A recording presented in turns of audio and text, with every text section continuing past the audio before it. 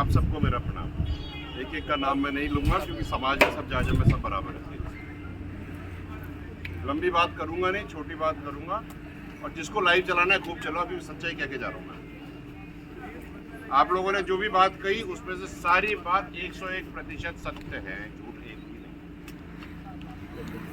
आज 17 महीने हो गए सरकार को। सरकार के अंदर में अगर मैं आपको सच्चाई से बताऊं, ऐसा नहीं है कि हम प्रयास नहीं करते। क्या है कि एक सभ्यता नाम की एक चीज होती है, पहले प्यार से बात करो, फिर एक बार चर्चा करो, फिर एक बार बात करो, नहीं आए तो फिर जो करना है वो तो करना है। अपने साथ दो दुविधाएं हैं साहब, और ये दुविधाएं मैं पिछले 17 महीने से देखता आ रहा हूं।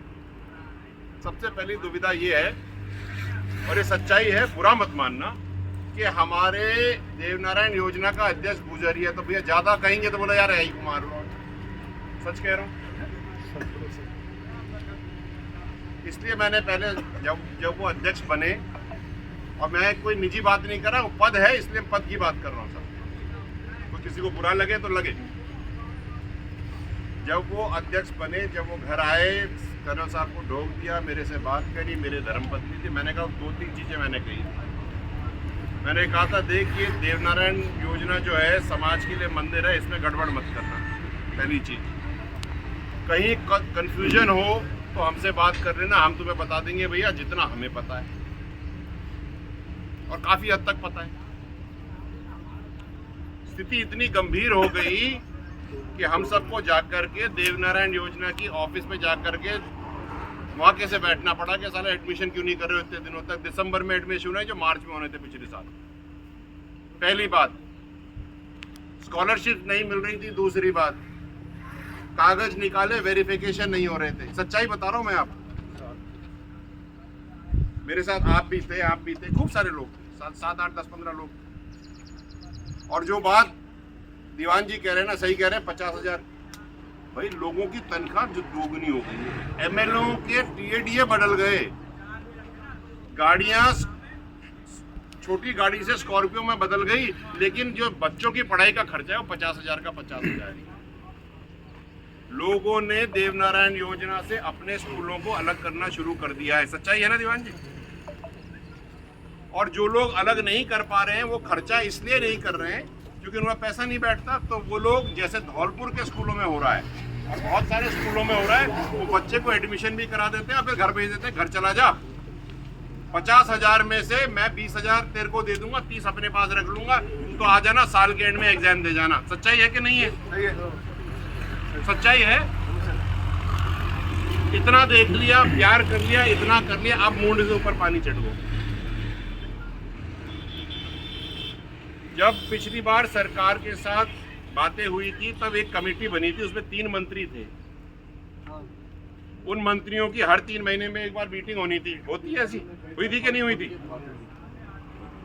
जब मैंने देवनारायण बोर्ड की हर महीने की जो अपनी मीटिंग होती थी संघर्ष समिति की और देवनारायण बोर्ड की समीक्षा बैठक, उसकी बात करी तो सबके हाथ पैर फूल गए कि साहब नहीं करेंगे।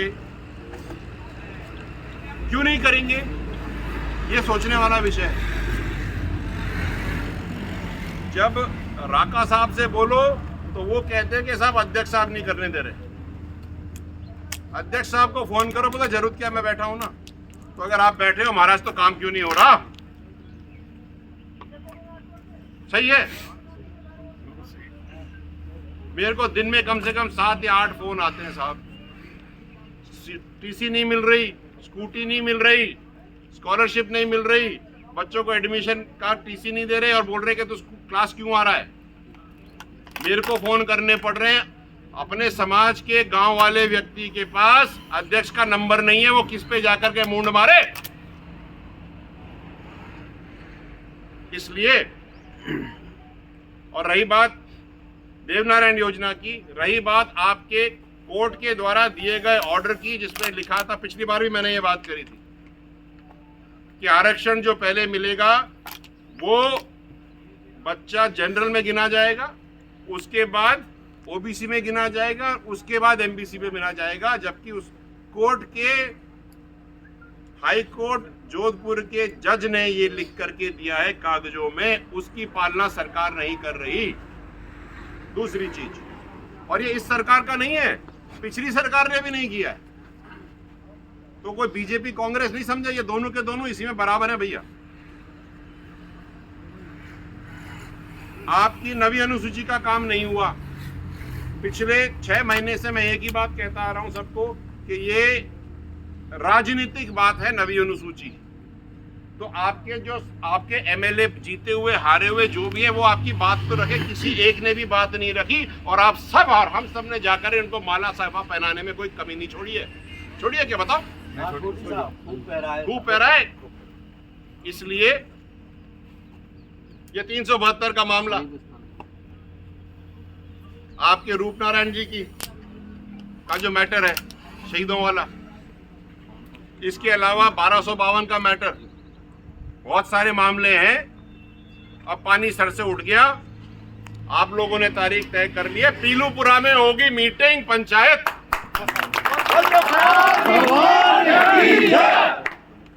और भेड़ा ठीक से होने चाहिए साहब। ये तो हो गई आपकी पीलूपुरा वाली बात, पंचायत वाली बात। तारीख आप लोग निर्णय कर लो, तारीख आप लोग बैठ के करना, 8 करो 15 करो जो करो, तो तारीख मुझे बता दो 5 मिनट में। आप 8 को कर लो साहब,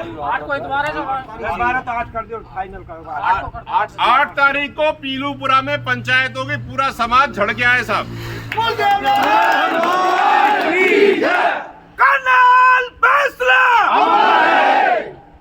और मेरे हाथ जोड़ के सबसे निवेदन है, मैं थक गया हूं साहब,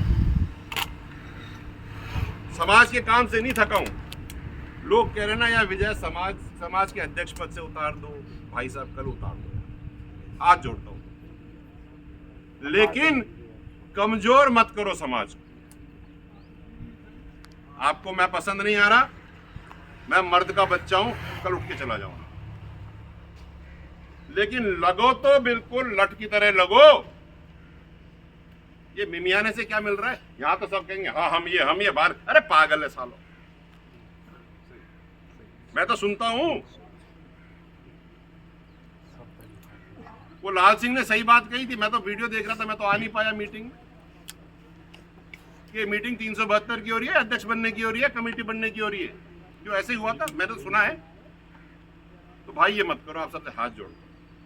क्या है ना कि घर की फूट, घर के गंदे लत्ते जब कुल्ले में धुलने लग जाते हैं तो इस घर की आबरू नहीं बचती। और फिर आप लोग मेरे को कहते हो कि आपने समाज को कमजोर कर दिया। अरे कमजोर करने वाले तो अपन सब बैठे हैं, हर एक आदमी लगा हुआ है इसी काम में कि मेरे नंबर बढ़ जाए। पूरी करौली, बुरा मत मानना, करौली, धौलपुर, सिकंदरा, या के अलावा काऊ गाली दे ही नहीं रहो। ऐसी क्या बात है 3 जगह में? और अगर दे रही है तो भैया आ जाओ, ले जाओ, कर लो। और अगर नीसर है तो सब साथ में लगो और एक धूल में निकल जाओ। ये 8 तारीख सब बात खत्म हो जाएगी। आज से लेकर के 8 तारीख तक समाज को मैं हिदायत दे रहा हूं कि कोई गलत टिप्पणी किसी के बारे में नहीं करेगा। एक सूत पे बंध के चलेंगे, आज नहीं आगे तक। जिसको इलेक्शन लड़ना है लड़े भैया खूब, लेकिन समाज को मत बेचो। और समाज को गाली देके ना कोई नेता बन रहा है ना किसी को इलेक्शन जीता। और रही बात जो आप कह रहे थे कि विजय को टिकट नहीं मिलेगा, भैया समाज पहले, समाज होगा तो सब कुछ होगा, समाज नहीं तो काऊ कच्चू ही नहीं है। ठीक है। और मेरे को तो ये लोग कहते हैं, देखो मैं बात करूं, मैं तो सोशल मीडिया पे पढ़ता, बहुत मजा आता है पढ़ने में, ऐसा लगता है मैं तो बहुत बड़ा नेता हूं। विजय बैंसला 84 सीटों की बात करने वाला अपनी सीट नहीं जीत पाया, तो महाराज जो दूसरा खड़ा हुआ था उसको तो आप रोक नहीं पाए। ठीक है। तो जो मेरे साथ उस विधानसभा में हुआ वो नहीं, मैं सुनते जाऊं, पूरी बात तो पूरी करनी पड़ेगी। देखो साहब, जो विधानसभा में मेरे चुनाव में हुआ, मैं नहीं चाहता वो समाज के साथ हो। इसलिए एक जाजम पे एक साथ बैठ करके खड़े रहो और लड़ो, चाहे सरकारें कोई भी हो, चाहे नतीजा कोई भी हो, चाहे आपके सामने प्रतिद्वंदी कोई भी हो। आओ साहब आओ, नमस्कार। चाहे आपके सामने प्रतिद्वंदी कोई भी हो, आ जाएंगे साहब, कुछ अपन को देके ही जाएंगे, चिंता मत करो। एक साथ एक जाजम में बैठ जाना।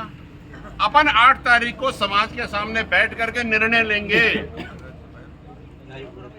सुन तो भैया, 8 तारीख को बैठ करके निर्णय लेंगे कि आगे करना क्या है। अगर यहां जाना है तो यहां चलेंगे और जयपुर जाना है तो जयपुर चलेंगे। लेकिन मेरे को कह रहे तो मेरे को क्या पता भाई, आज हवन में ज्यादा घी डाल दे, ज्यादा बोलना ऐसा है। दूसरी चीज आप सबको मेरा निवेदन है, ये जो शहीद स्थल की बात है ना, जिन लेक्चरर्स ने, टीचर्स ने पिछले 2-3 साल में यहाँ मेहनत करके इसको यहाँ तक बनाया, उनका साधुवाद है, उनका धन्यवाद है। उनके तालियां बन के नाम, उनके तालियां बन। लेकिन इस चीज को और सुंदर करना है। मैं आज से 3 साल पहले एक बात कह के गया था कि अगर आप सबकी अग्रीमेंट हो तो एक आर्किटेक्ट को बुला करके यहाँ पर बढ़िया सा काम करे, यहाँ पर एक मंदिर सा भी बना दो और यहाँ पे दिन भर घोड़ुआ पिलाओ, जो भी आए उसको। भूखा क्यों जाता है आदमी यहाँ से? लेकिन वो बात हो नहीं पाई। अभी भी बात शुरुआत कर लो, अपन ये कर लेंगे। समाज मेरे हिसाब से उसमें कोई टकराव नहीं है, कोई मतभेद नहीं है, कोई मनभेद नहीं है। मेरे हिसाब से तो ये है भाई, अपन सब एक जाजम पे बैठे हैं, एक ही जगह जा रहे हैं। भैया अगर सरकार में आपका आरक्षण रहेगा तो बच्चा आपका भी पढ़ेगा और आपका भी पढ़ेगा, अलग थोड़ी होगा। आप ये देखिए, इतने सालों से शहीदों की शहादत, अपने संघर्ष, आप सबके संघर्ष से लड़कियां 90% लेके आई हैं कल। इसको आप नजरअंदाज नहीं कर सकते। उन सबको बधाई है और उनके माँ बापों को ज्यादा बधाई है जिन्होंने उनको पढ़ाया। लेकिन बात यहाँ तक नहीं खत्म होती। पढ़ाने के बाद उनको नौकरी करने तक भी भेजना हमारी जिम्मेदारी है, उनको पैर पे खड़ा करना भी हमारी जिम्मेदारी है, हम वो न छोड़ें। मेरा अब आप भी आ गए हो तो आप भी आ जाना ना 8 तारीख। आओ साहब,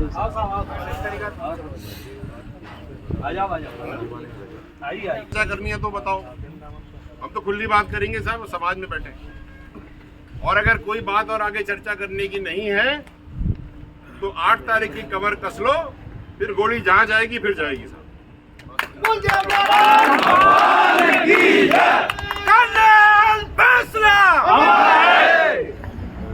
8 तारीख जगह, खेत सफाई, सारे काम कर लेना। 8 तारीख को सुबह सुबह यही मिलेंगे साहब, सारे के सारे। और सारी महिलाएं, पुरुष, युवा यहाँ दिखने चाहिए साहब। 8 तारीख को निर्णय हो जाएगा कि समाज किस दिशा में जाने वाला है। देखो मैं तो भाई सही कह के जा रहा हूं, आप निर्णय करना कि आगे क्या करना है। 8 तारीख को पंचायत तो होगी और लटके जोर पे होगी और पड़ान ने तेल लगा लो साहब।